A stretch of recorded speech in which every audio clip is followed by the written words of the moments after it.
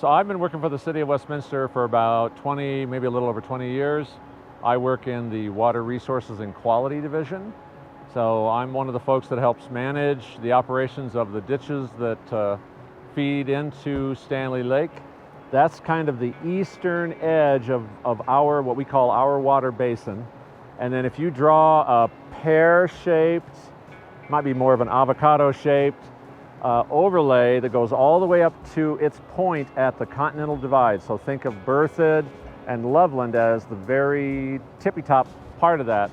That generally encompasses our watershed, and Clear Creek would run through the middle of that. That's our main river source of supply for the City of Westminster. Hi, I'm Mike Bollinger, Farmers Highline Canal. I'm the general manager. Operate this irrigation canal, which services an awful lot of users, primarily municipal users, including the great folks of the City of Westminster. Well, our main focus is to keep that water flowing, to capture every drop that we can, let nothing go to waste. And we do that with a variety of methods. We've been adding electronic controls throughout the canal, which will allow us to control how much and monitor how much is being delivered to each user and minimize waste in such a way. So in addition, there's a lot of maintenance we've been doing along the canals, tree removal, mowing, getting rid of debris, straightening the channel, those sorts of things to also maximize flow, minimize loss. Unfortunately, what really matters is up in the mountains. That's where our snowpack and the snow water equivalent really plays a part into what our season will look like. We rely on the water from that snowpack. That's what feeds all of the rivers and our ditches that we then store into Standley Lake. It has such a direct impact on the city's water supply and how we're able to then treat and deliver water to homes.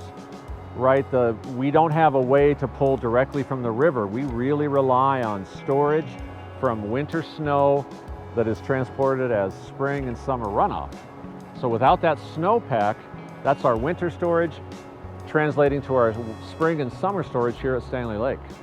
We're up here at the Continental Divide, pretty close to the Berthoud and Loveland snow tells.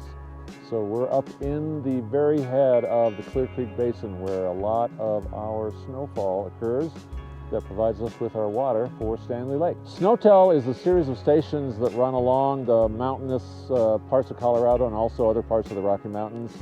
Those are stations that measure the snowfall depth as well as the snow water equivalency, that is the amount of water that is contained in the snowfall. So right now, if you look at the snow that I'm standing on, you can see it's real easy to make a snowball.